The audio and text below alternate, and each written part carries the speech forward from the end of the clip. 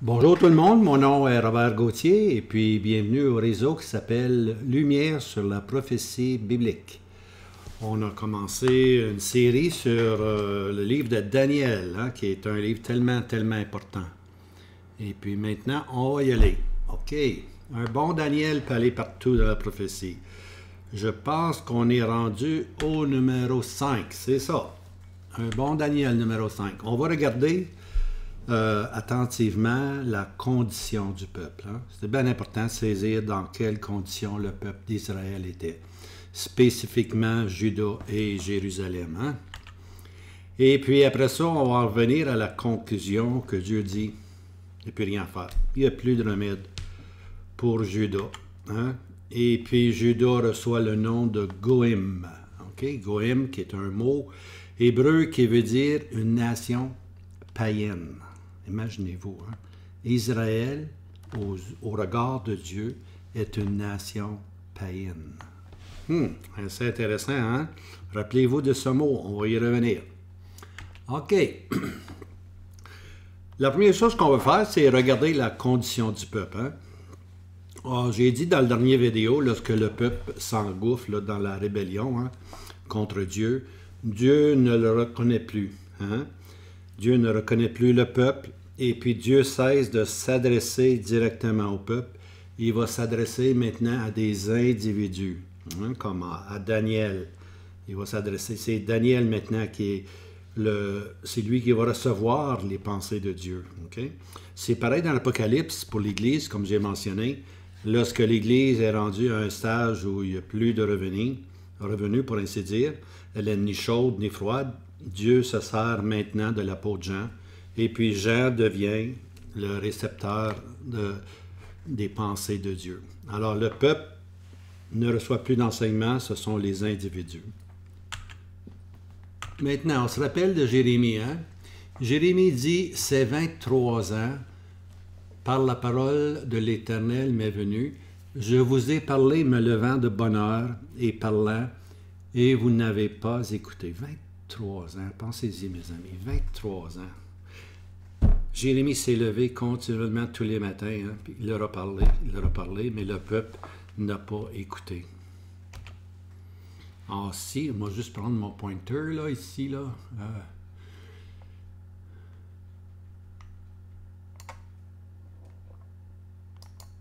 OK, voilà. Alors, Jérémie 1:11, « Et la parole de l'Éternel vient à moi, disant, « Que vois-tu, Jérémie?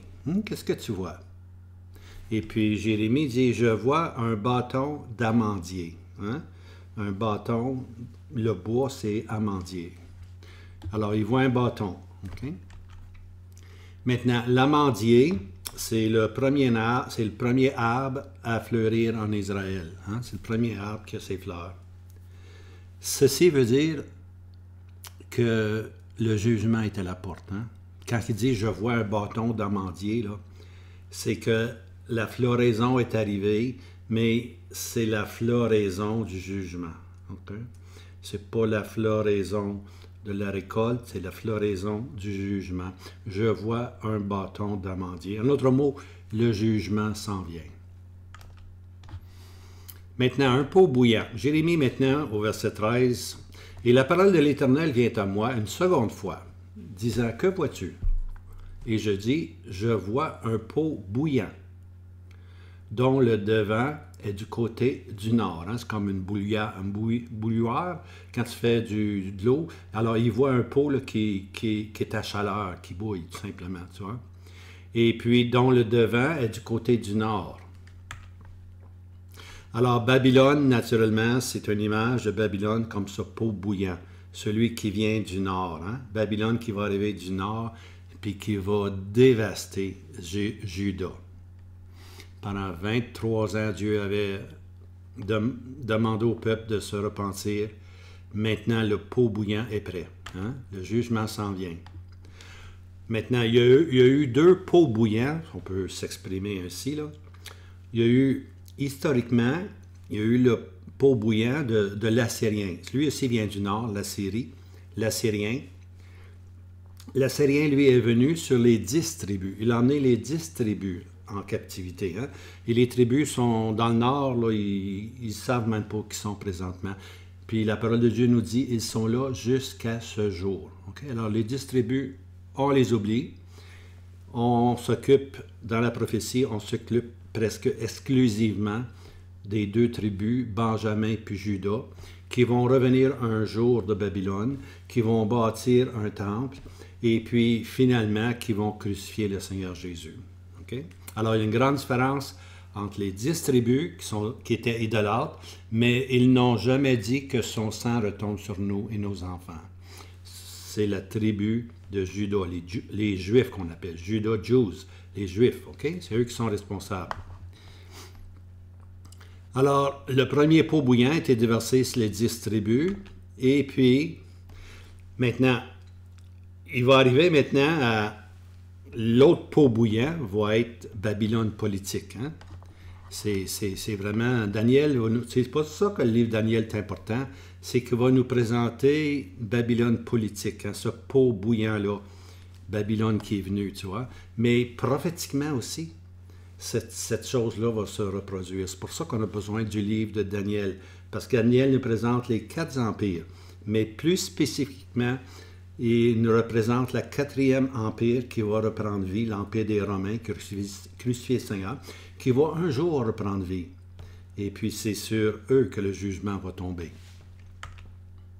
Alors, l'Assyrien, lui, c'est le roi du Nord, ce sont les pays arabes, les pays musulmans qu'on voit maintenant. Si vous regardez au nord, la Turquie, hein, la Syrie, vous regardez au nord d'Israël, ça, c'est les petits prophètes qui vont nous en parler. OK? Daniel, lui, il nous parle de Babylone politique, hein, le 4e empire qui va reprendre vie. Mais il n'y a pas juste Babylone politique dans la Bible, il y a l'Assyrien. Ça, c'est un personnage que les gens qui ont étudié la prophétie ont beaucoup négligé. Parce que l'Assyrien, c'est lui qui va briser. Okay? C'est lui qui va briser le cou roide des Juifs. C'est lui, le roi du Nord, lorsqu'il va envahir. C'est dit hein, dans Zacharie 14 qu'il va envahir la ville hein, de Jérusalem. La moitié de la ville hein, va être emmenée en captivité. Les femmes vont être violées. C'est l'Assyrien qui fait ça. C'est l'Assyrien qui va emmener Israël à se repentir. Hein? Alors lui, il joue un rôle très important okay? Dans la période qu'on appelle jusqu'à la fin. Okay? Jusqu'à la fin. Alors l'Assyrien, lui, c'est le dernier ennemi qui va arriver sur la scène. Okay? Babylone politique va être jugée par le Seigneur Jésus. Hein? On lit dans Apocalypse, c'est ça, c'est Apocalypse 19, verset 19, je pense. La bête, Babylone politique, et le faux prophète, l'Antichrist, sont jetés vivants dans les temps de feu. Là, on est rendu à 1260 jours. Mais il reste encore 75 jours à venir. Puis c'est dans ce moment-là que l'Assyrien va arriver. Je dis 75 jours parce qu'il faut lire Daniel, le dernier chapitre.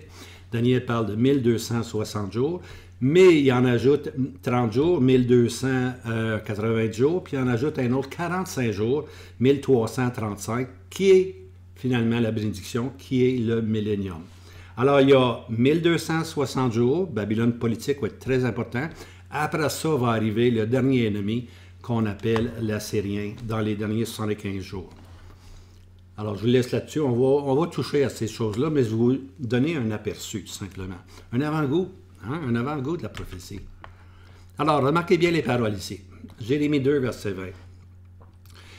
Car d'ancienneté, tu as rompu ton joug, arraché tes liens, et tu as dit, je ne servirai pas. Car sur toute autre colline et sous tout arbre vert, tu t'inclines et tu te prostitues. Ça, c'est Jérémie qui parle au peuple. Hein?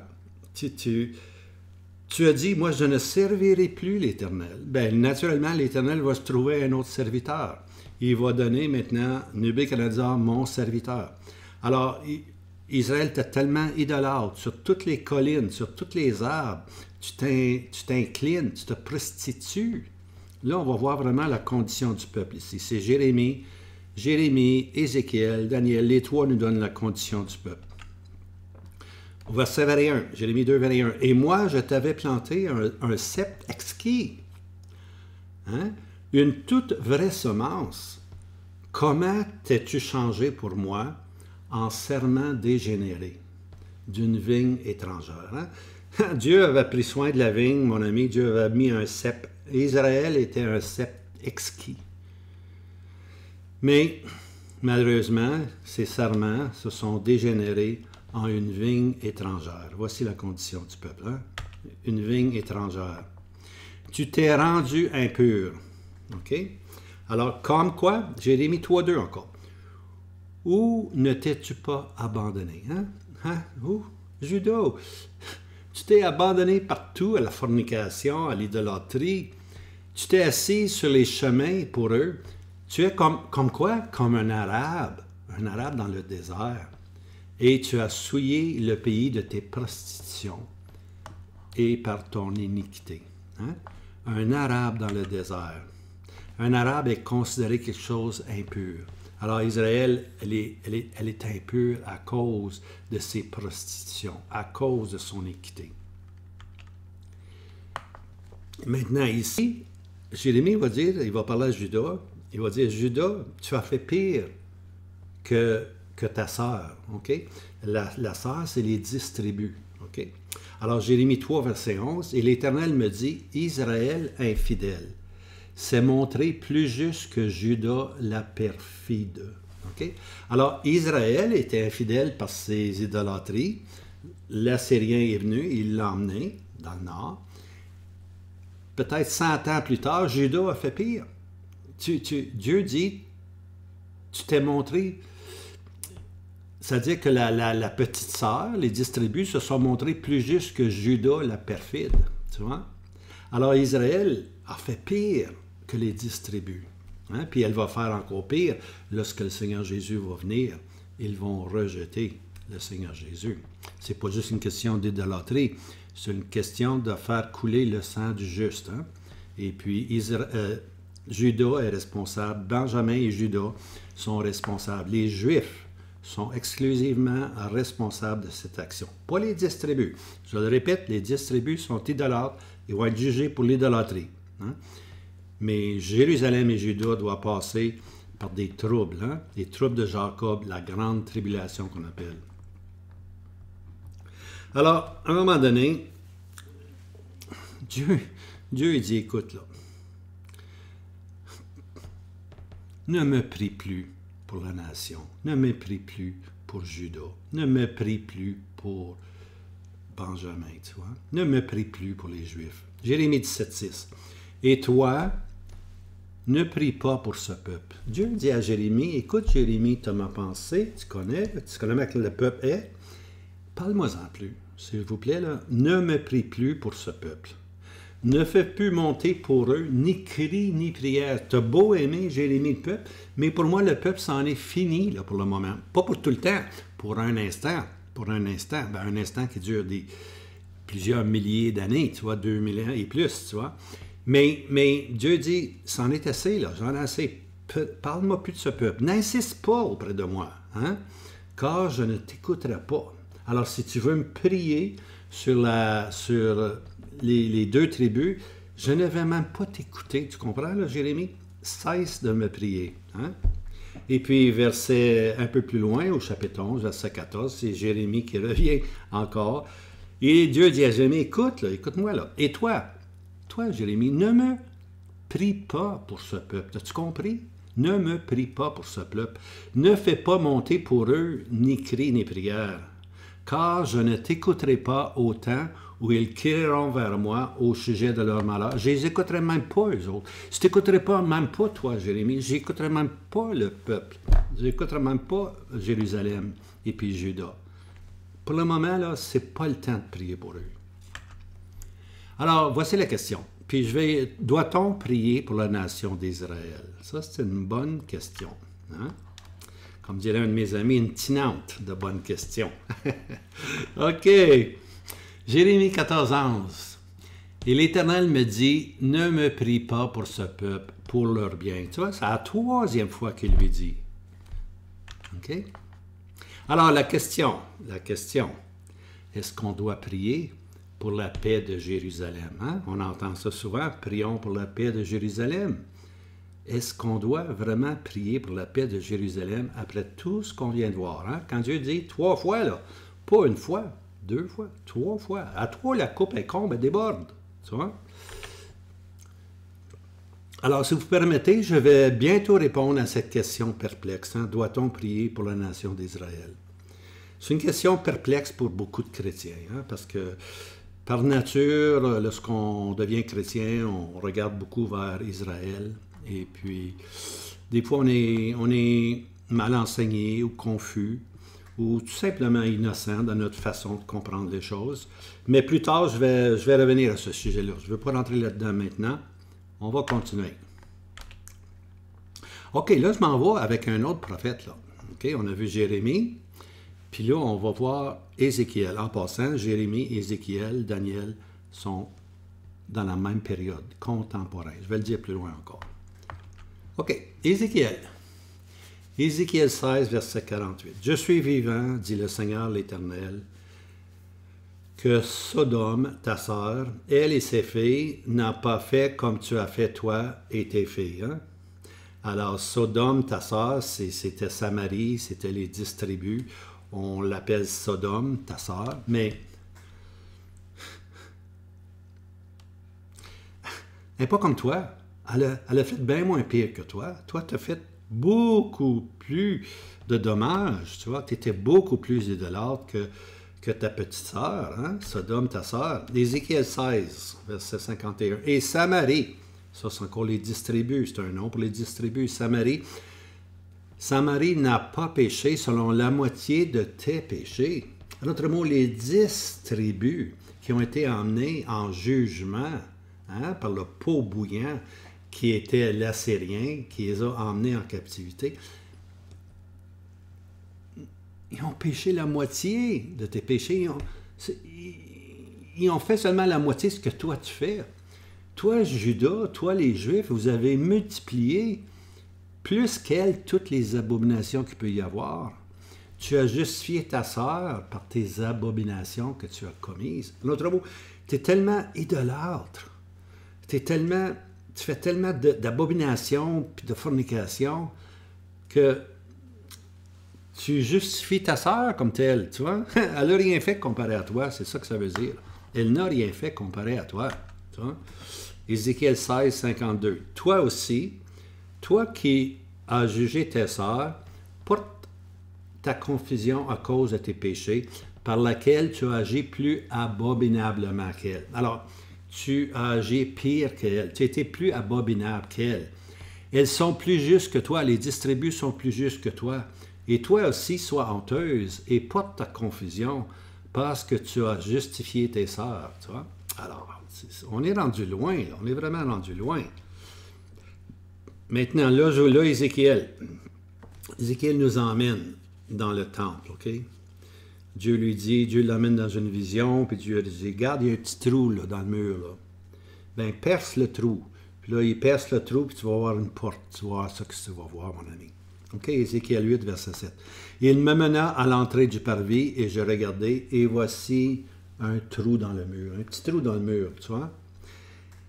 Après ça, il me dit, fils d'homme, perce le mur, casse le mur, perce le mur. Et je perçai le mur, et voici une porte. Alors là, il peut rentrer maintenant. Puis là, l'Éternel lui dit, entre, Ézéchiel, entre, regarde ce que tu vois, regarde attentivement ce que tu vas voir. Alors, Ézéchiel rentre, et il me dit, entre et regarde les mauvaises abominations qu'ils commettent ici dans mon temple, dans le lieu saint. Voici ce qu'ils font. Et j'entrai et je regardai, et voici toutes sortes de figures de reptiles et de bêtes exécrables. Hein? Et toutes les idoles de la maison d'Israël tracées sur le mur tout autour. Hein? Des figures de reptiles, des figures de bêtes exécrables. Hein? Des idoles, le soleil, la lune et tout ce que tu veux penser, tracées sur les murs d'Israël. Quelle abomination! Quelle abomination! Écoutez bien celle-là maintenant. Ézéchiel 8, verset 16. Puis il me fit entrer au parvis intérieur de la maison de l'Éternel. Là, il rentre. Hein? Et voici, à l'entrée du temple de l'Éternel, entre le portique et l'autel, c'est sans doute l'autel d'airain, environ 25 hommes, le dos tourné vers le temple de l'Éternel et leur face vers l'Orient, et ils se prosternaient vers l'Orient devant le soleil. Alors, qu'est-ce qu'ils voient? Ils voient 25 hommes. On va voir c'est qui les 25 hommes. Le dos tourné vers le temple. Maintenant, écoutez bien là. On rentrait toujours vers le temple, puis le soleil était toujours dans notre dos. Même les sacrificateurs, il est dit, lorsqu'ils entraient dans le lieu saint, ils sortaient de reculons, OK? Parce qu'ils ne voulaient pas faire d'eau au temple. Ils ne voulaient pas faire d'eau au temple. Mais voici 25 hommes, le dos tourné à l'Éternel et leur face vers l'Orient. Et puis ils se prosternent comment? Ils se prosternent vers l'Orient, ils se prosternent vers le soleil. Le soleil se lève à l'est. Alors voici ce qu'ils voient. 25 hommes. Maintenant, sont 25, mais on va en prendre 24. Les premiers 24 sont les chefs de classe des sacrificateurs, plus un qui va nous donner 25. On va voir c'est qui l'un, peut-être vous pouvez le discerner déjà. Alors, 24 classes des sacrificateurs, les représentants. En Israël, il y avait des classes, il y avait des chefs qui étaient pour la sacrificature. Il y avait 24 chefs, 24 classes, OK? Et puis là, leurs enfants, ça c'est les chefs, puis leurs enfants étaient sous eux, puis c'est eux qui servaient continuellement dans le temple de l'Éternel, mais il y en avait 24 classes, comme ça on pouvait se remplacer, faire le culte, pour ainsi dire. 1 Chronique 24.1, et quant aux fils d'Aaron, voici leur classe.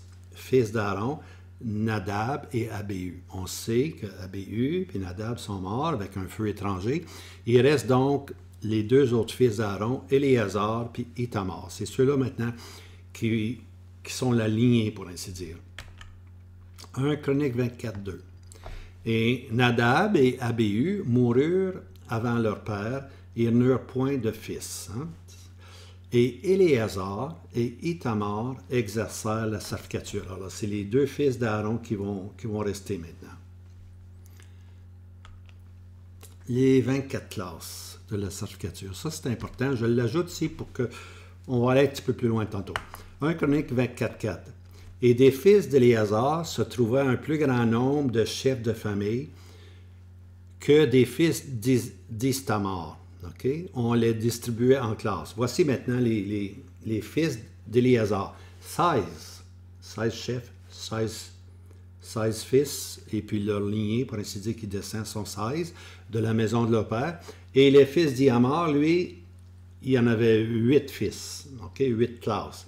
Alors 16 plus 8 font 24 chefs, okay? 24 chefs de la sacrificature. Alors 16 plus 8, ça donne 24 chefs de classe. 24 chefs, OK? Alors, c'est avec eux qu'on faisait la sacrificature. Le 25e, bien aimé, là, le 25e, là, c'est le grand sacrificateur lui-même, le souverain sacrificateur. Alors, qu'est-ce que ceci nous dit de la sacrificature? Elle est pourrite. Tous les chefs sont là, les 24 chefs. Les 24 leaders sont là. Leurs enfants, on les voit pas, mais c'est les chefs qui sont importants. Et puis non seulement ils étaient là, les 24 chefs de classe, mais il y avait aussi avec eux le souverain sacrificateur. Tout le monde devant les reptiles, tout le monde faisait des abominations dans le temple. Maintenant, note sur les classes au jour du Seigneur Jésus, au jour de Jésus-Christ. Voici. Là, je vais juste démontrer un peu. Luc 1, verset 5. Et au jour d'Hérode, roi de Judée, il y avait un certain sacrificateur nommé Zacharie. Vous vous rappelez Zacharie, Élisabeth? De la classe d'Abia, et sa femme était des filles Aaron, et son nom était Élisabeth. Alors, on a Zacharie, le sacrificateur, puis Élisabeth. Mais remarquez bien ici, là. Il est de quelle classe? Il est de la classe d'Abia. Son chef, lui, c'est Abia. Puis voici le verset.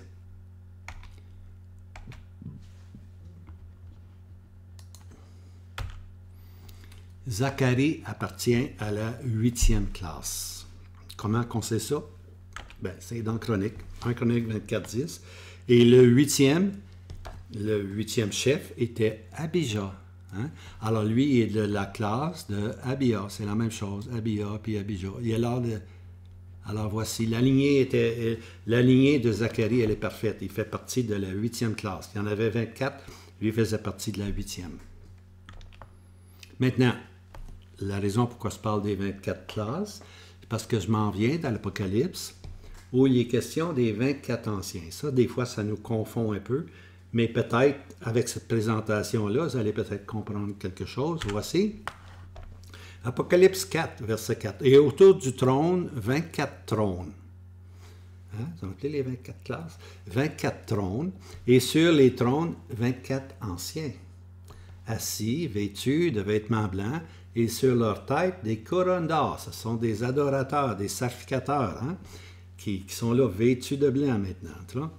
Alors, qu'est-ce qu'on voit?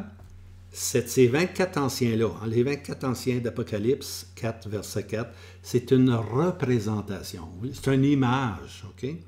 C'est une représentation de tous les saints. OK? 24, c'est à la classe de tous les sacrificateurs. Alors, c'est comme si Dieu nous emmenait dans le ciel, puis il nous montrait les 24 anciens, puis il disait, ça, là, c'est une image de tous les sacrificateurs qui vont être au ciel avec moi. Alors, ils comprennent quoi? Ça comprend tous les ressuscités. Soit de l'Ancien Testament, hein, et puis du Nouveau Testament. Tous ceux qui ont été ressuscités. OK? Bon, quand je dis dans l'Ancien Testament, je parle d'Isaac, Jacob, tout ça, c'est tous des gens qui vont ressusciter. Puis dans le Nouveau Testament, c'est à l'enlèvement. Hein? Quand le Seigneur Jésus va venir, il y en a qui vont être ressuscités. Premièrement, ceux qui sont morts en Christ vont ressusciter. Alors ça, on les appelle les ressuscités. Puis l'autre classe, moi je les appelle les enlevés, parce qu'on parle de l'enlèvement. Hein? Ceux du Nouveau Testament qui ne goûteront pas la mort, mais seront enlevés à la venue du Seigneur. Hein? Alors le Seigneur Jésus a fait une promesse, je viens vous chercher. Les morts en Christ vont ressusciter premièrement, puis nous qui sommes vivants, hein, nous ne passerons pas par la mort. Alors l'espérance chrétienne, c'est pas de mourir. L'espérance chrétienne, c'est d'être enlevé, transformé, dans un instant, dans un clin d'œil, puis rendu conforme à l'image du Seigneur Jésus. Hein? Alors, c'est ça que les 24 anciens représentent. On les voit dans le ciel. Il fallait une représentation dans le ciel pour comprendre les voies de Dieu. Alors, c'est ça que les 24 anciens servent. Okay? Alors, quand vous allez voir les 24 anciens, pensez tout le temps, c'est une représentation de tous les saints.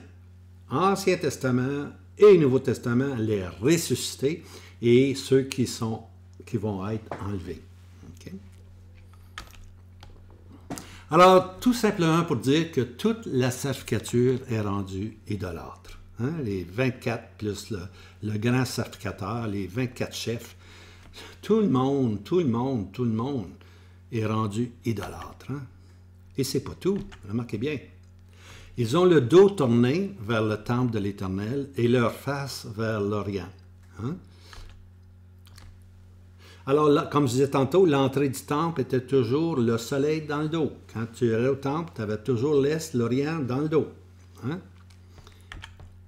Eux, les 24, les 25, la sacrificature, qu'est-ce qu'ils font?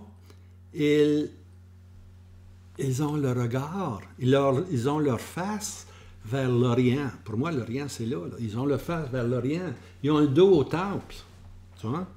Alors, qu'est-ce qu'ils font? Ils adorent le soleil. En anglais, sun worshippers. C'est des adorateurs de la nature. Hein? Ils adorent le soleil. Les sacrificateurs, la sacrificature au complet a manqué son coup. Hein? Elle s'est tournée vers le soleil, au lieu de se tourner vers l'Éternel. Voici la condition du peuple.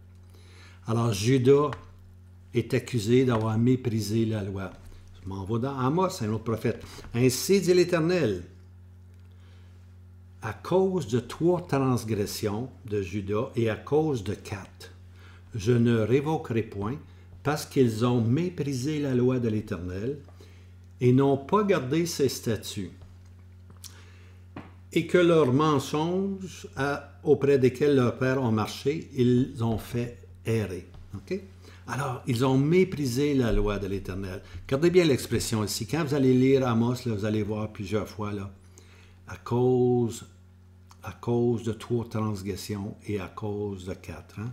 C'est ça ici l'expression. À cause de 3 transgressions et à cause de 4. Hein? Lisez, allez dans Amos, lisez le chapitre.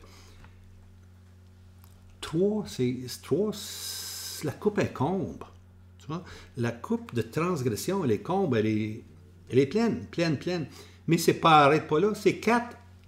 Non seulement à cause de 3, mais à cause de 4, elle déborde maintenant. Tu vois? Alors Dieu dit, ça déborde maintenant, je ne peux plus rien faire pour vous autres, c'est fini. C'est fini, vous êtes allés trop loin, tu vois, tout simplement. Et j'enverrai un feu dans Juda, et je dévorerai les palais de Jérusalem. Voici maintenant, Dieu dit, le pot a bouilli, je vais envoyer le feu dans Juda, puis je vais dévorer les palais de Jérusalem. Hein? C'est ça qui est arrivé, bien-aimés. Le roi de Babylone est venu, il a détruit le temple, puis il va emmener les fils de Juda dans Babylone. Maintenant, je m'en vais dans Michée. Tu sais, Michée, c'est un petit prophète. Il faut lire l'Ancien Testament. Qu'est-ce que vous voulez? Il faut lire l'Ancien Testament. Toute écriture est utile. Je sais qu'il y a des gens qui se réservent au Nouveau Testament, mais s'il vous plaît, là, lisez votre Ancien Testament. Même si vous pensez ne rien retenir, il y a quelque chose qui va vous rester. Lisez l'Ancien Testament. L'Ancien confirme le Nouveau, puis le Nouveau confirme l'Ancien. Les deux vont ensemble. Là. On ne peut pas les séparer, tu vois. Celui qui lit seulement le Nouveau Testament ne pourra jamais, je vous le dis, là, il ne pourra jamais comprendre la prophétie. Oubliez ça. Là. Si vous êtes uniquement centré sur les évangiles puis les épîtres, tout ça, c'est en regard avec l'Assemblée, avec l'Église.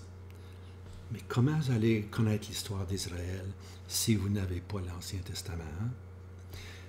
OK, alors Michée 1, verset 9. Car sa plaie est incurable.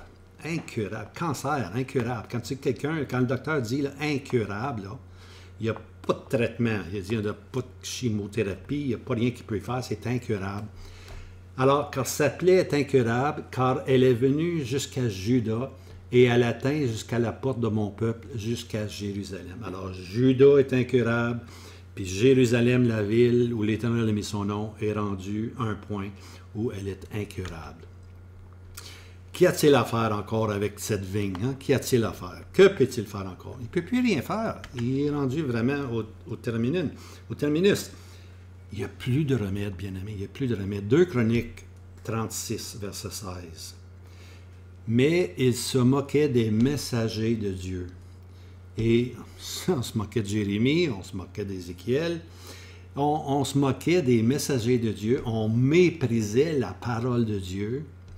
On se rayait, des prophètes, on se rayait des prophètes, ces fous-là, ils ne parlent pas de rien, tu vois, jusqu'à ce que la fureur de l'Éternel monta contre son peuple et qu'il n'y ait plus de remède. Hein? 2 Chroniques 36, c'est le dernier livre des Chroniques. Et puis, qu'est-ce que Dieu dit? Il n'y a plus rien à faire.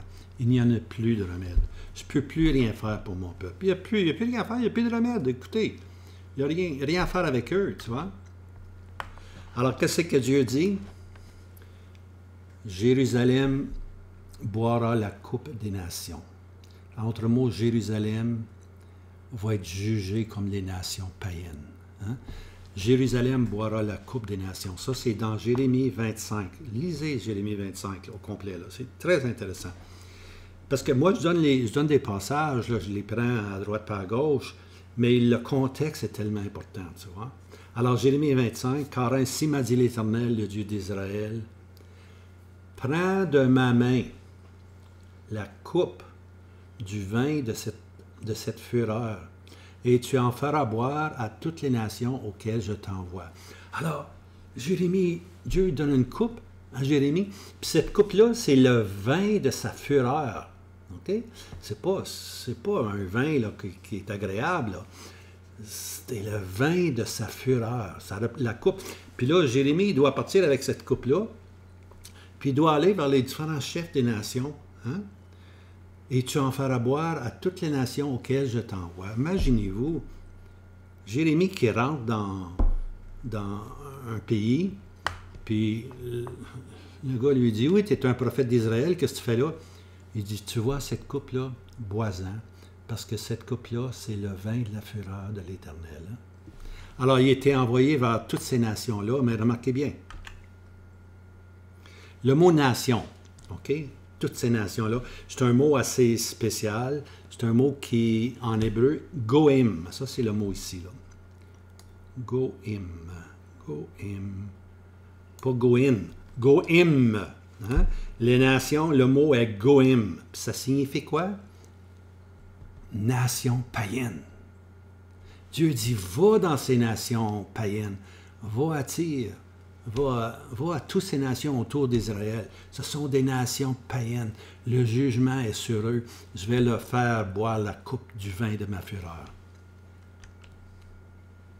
Mais remarquez bien ceci. Le premier à boire la coupe de la fureur de l'Éternel, ou la première des nations païennes à la boire, c'est Jérusalem, c'est Juda. Hein, le jugement commence toujours par la maison de Dieu. Hein. On a tellement reçu de privilèges, puis lorsqu'on n'agit pas selon ces privilèges-là, c'est sûr que le jugement va tomber sur la maison de Dieu avant de tomber sur n'importe qui. Alors Jérémie part avec sa coupe pleine de fureur. Et je pris la coupe de la main de l'Éternel, et j'en fis boire à toutes les nations auxquelles l'Éternel m'envoya. Il s'en va, là, puis il fait boire. Regardez bien. Jérémie, verset 18, le verset suivant. Hein?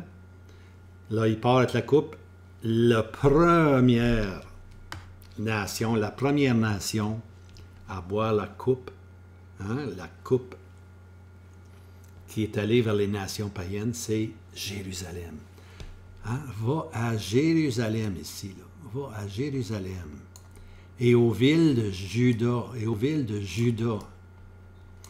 et à ses rois et à ses princes pour les livrer à l'aridité et à la désolation, au sifflement et à la malédiction. Oh boy! Fais boire la coupe maintenant à Jérusalem. Jérusalem, elle est goïm. Elle est pire que les nations païennes. Elle a fait le double. Tu vois, elle fait pire que toutes les nations païennes. Donne-la premièrement à Jérusalem. Donne-la à Juda, aux Juifs, tu vois. À ses rois, à ses princes, hein. Puis là, on va les livrer à l'aridité, à la désolation, au sifflement et à la malédiction. Maintenant, voici les autres nations païennes, les autres goïm. Verset 20. Et à tout le peuple mélangé, et à tous les rois des pays d'Uts, et tous les pays des Philistins, hein, les fameux Philistins, Ascalon, et Gaza, Écron, et le reste d'Azod, puis finalement à Édom, à Moab, et aux fils d'Amon, hein, la Trinité, hein, la Trinité Édomite, Moabite, Ammonite, tu vois. Et puis, eux aussi doivent en boire, tu vois. Alors, Jérusalem prend la coupe qui appartient aux nations païennes, et puis ça veut dire que Jérusalem est vue dans les voies de Dieu comme une nation païenne. Oui, un goïm. OK. Israël est vu comme une nation païenne. Ézéchiel 2, verset 3. Il me dit, fils d'homme, je t'envoie vers les fils d'Israël, vers les nations. Hein, vers les nations, le mot c'est goïm. Les rebelles qui se sont rebellés contre moi, eux et leurs pères qui m'ont désobéi jusqu'à ce jour même. Alors les rebelles ici, là, c'est la nation, c'est Juda, c'est Jérusalem et Juda, tu vois. Alors quand il dit va vers les nations, il dit va vers Jérusalem, va vers Juda, les rebelles, ceux qui se sont rebellés, et leurs pères qui ne m'ont pas obéi. On ne parle pas des nations, là. On parle de Juda et puis Benjamin qui vont devenir goïm, pour ainsi dire. Alors, la turbulence, là, écoutez, la turbulence est grande, là. Ézéchiel 5, verset 7. C'est pourquoi ainsi dit le Seigneur l'Éternel. parce que votre turbulence a été plus grande que celle des nations. Voyez-vous ici, là? La turbulence plus grande que celle des nations. Les Goïm qui sont autour de vous. Juda, Benjamin, Jérusalem ont fait pire que les nations, ont fait pire que les Goïm. Ils sont identifiés eux-mêmes comme étant Goïm, mais au max. Okay? Une nation polluée, une nation rebelle qui n'écoute pas les enseignements, qui rejette ses prophètes. Et puis, c'est une nation considérée comme étant une nation païenne. Alors, Dieu ne veut plus voir Jérusalem. Dieu va envoyer le roi de Babylone, tout simplement, pour rayer de la map, pour ainsi dire, Jérusalem et Juda.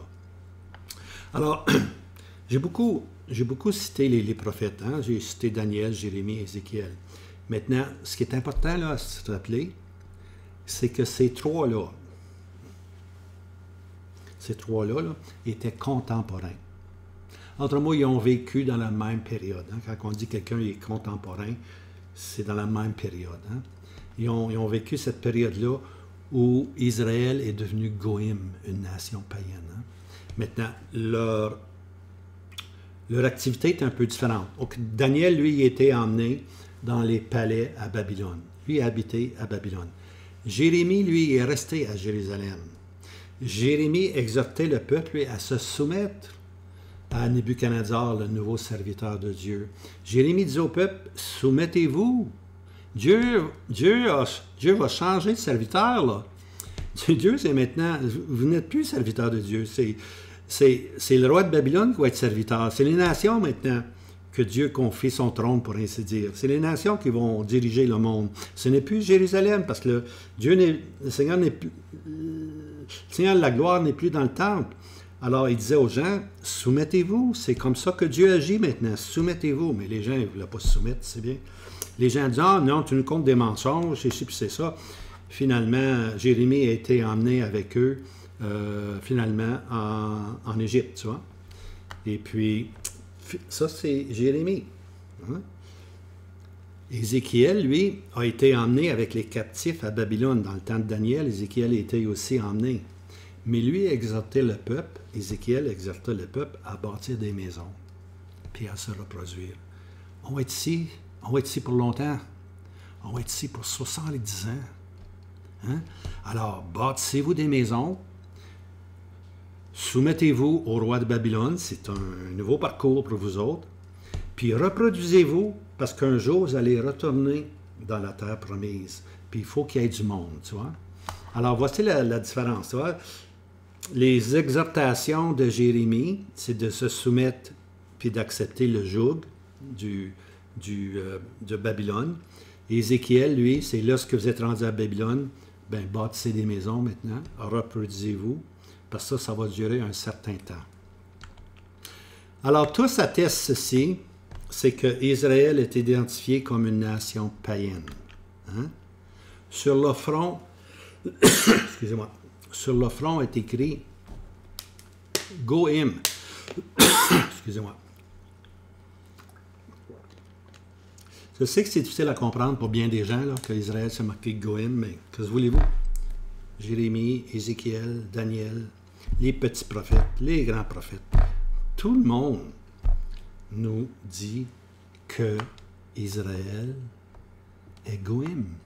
Elle a fait pire que les nations païennes. Elle est le leader, pour ainsi dire, des nations païennes.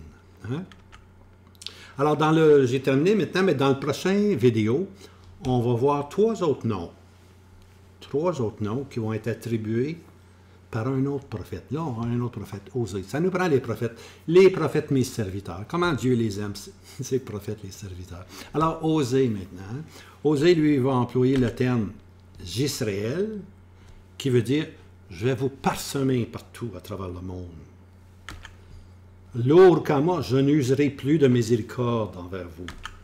Et puis finalement, l'Oami, vous n'êtes plus mon peuple. Israël ne sera plus le peuple de Dieu. Pour un temps, je dis pour un temps.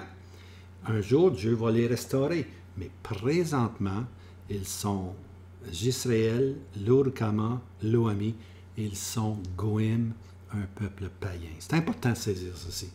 Puis dans le livre de Daniel, on va commencer bientôt, mais ça, c'est tout un aperçu, hein, pour qu'on puisse vraiment comprendre ce qui est arrivé. Une fois qu'on comprend ça, là, l'Écriture va s'ouvrir graduellement à nos yeux. Mais il faut partir sur une bonne base.